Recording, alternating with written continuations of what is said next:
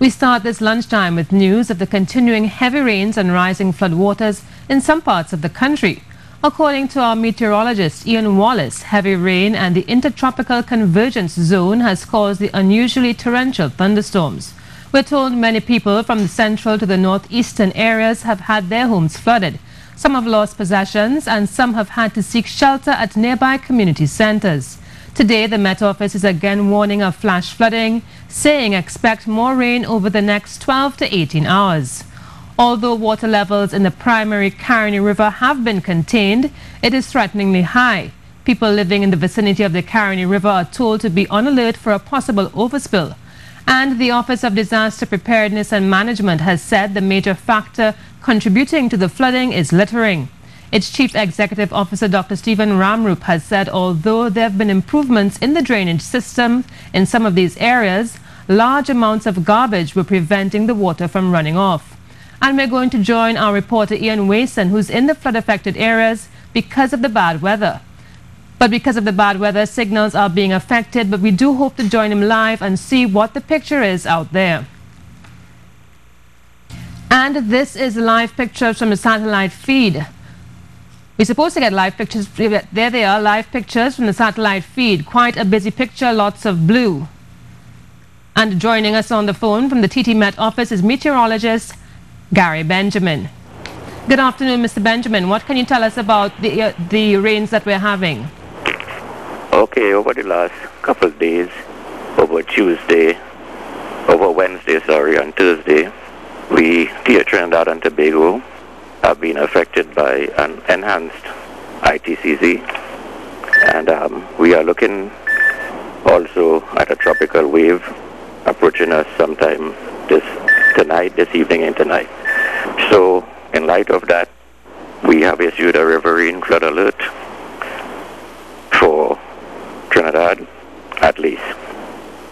The Carnival River at this time is near capacity, and because we are expecting more rainfall, we are expecting, if it continues like this with the runoff, there may be riverine flooding.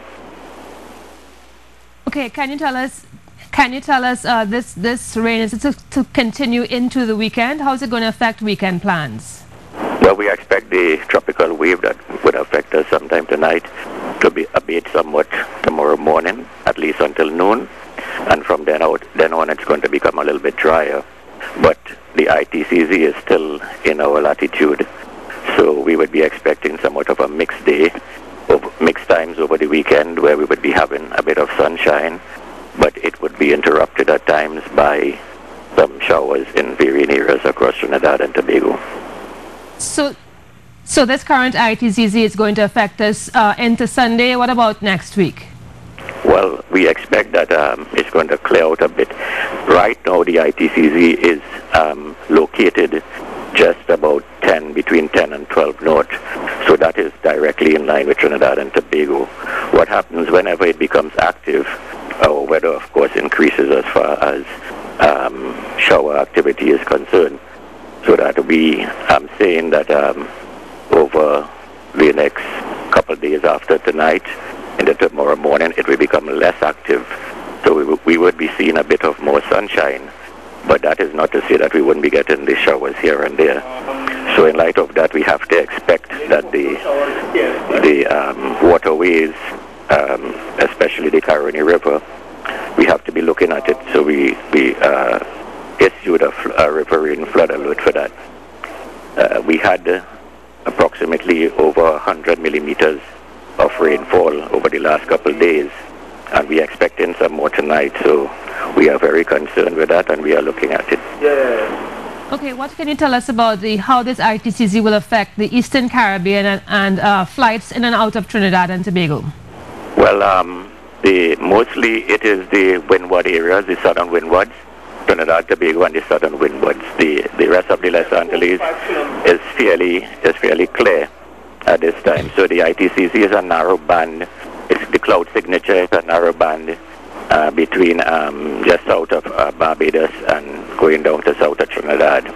And most of the activity is, whenever it becomes enhanced, is going to be affecting the southern Caribbean islands, the Windward Islands.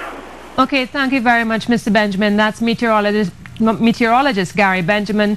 They're giving us a bit of information on the ITCs that's affecting Trinidad and Tobago, of course, with the heavy rainfall.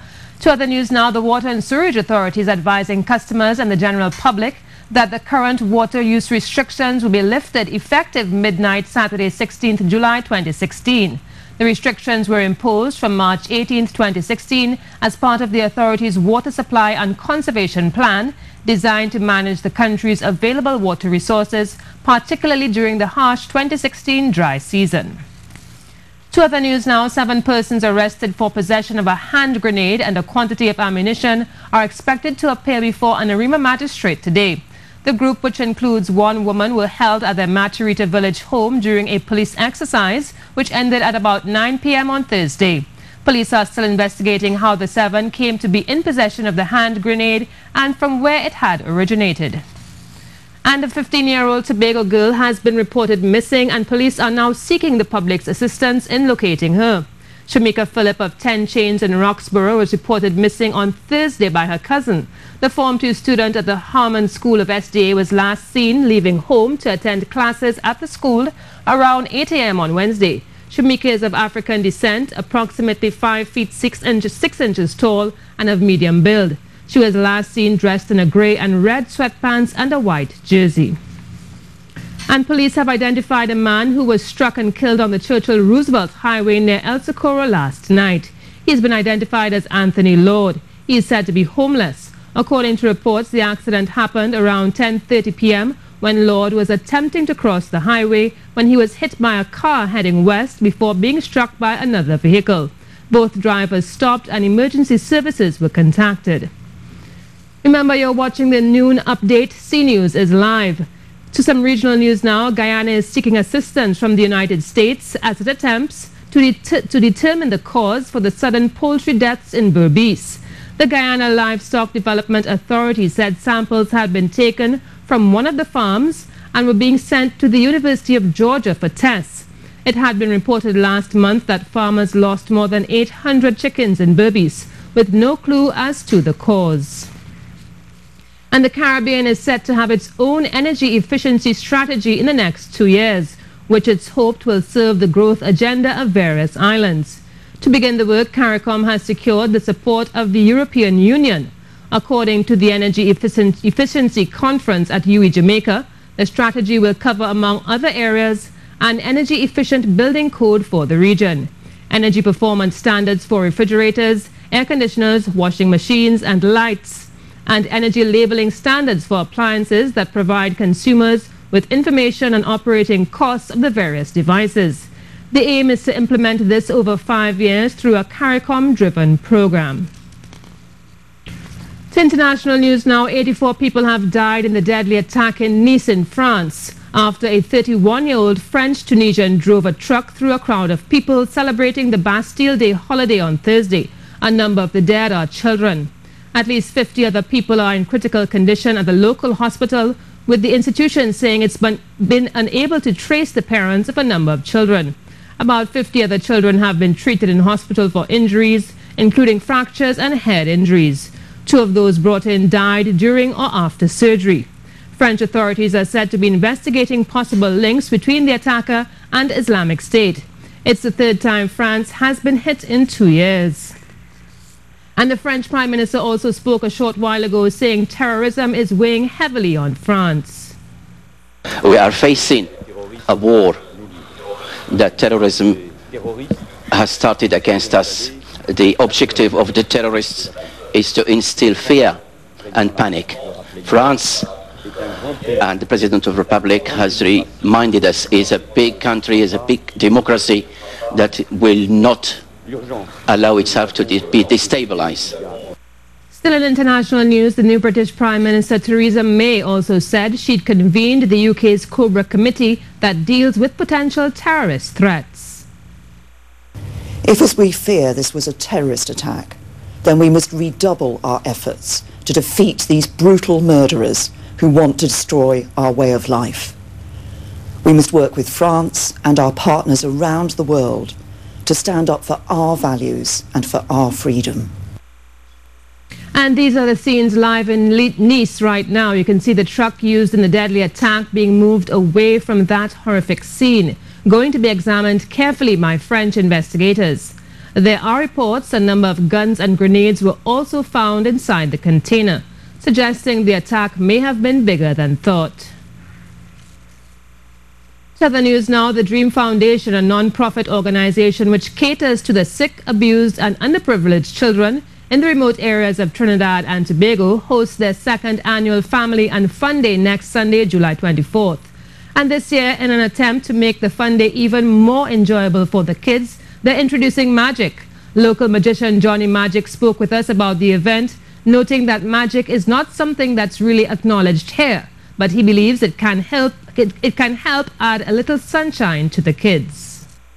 Being positive and sending a positive message is very important, especially for children right now. Our kids in this time, they need positivity, they need strength. And as this country continues to feel the hardships of a recession, he took the opportunity to show us a magic trick on how to stack up on some cash. So this is what we do. Put in, put in, put in. Give me a hand. What do you get? Show everyone. I'm going to put down the blue vial. Or the black with the money powder. And that's what you got.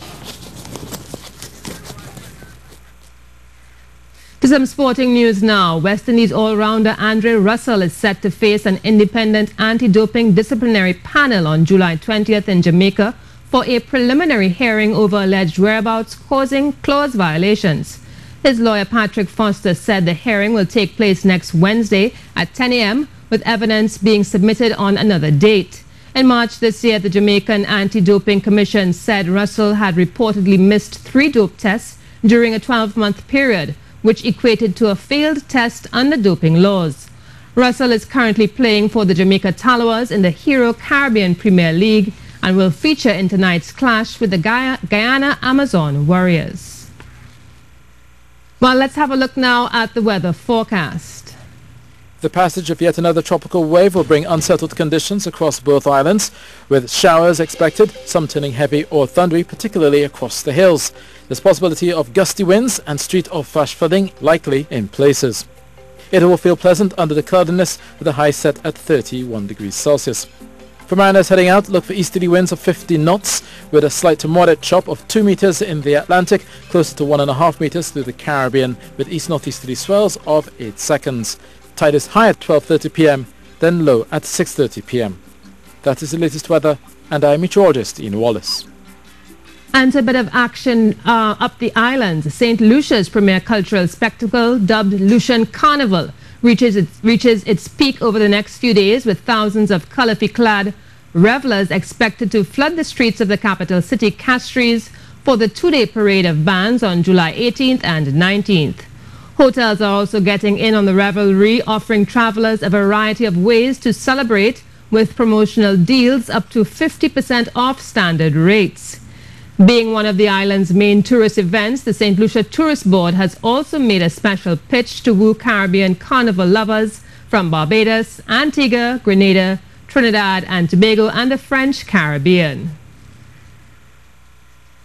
CNews, powered by our team of journalists and producers across the Republic and the region, on television, radio and online.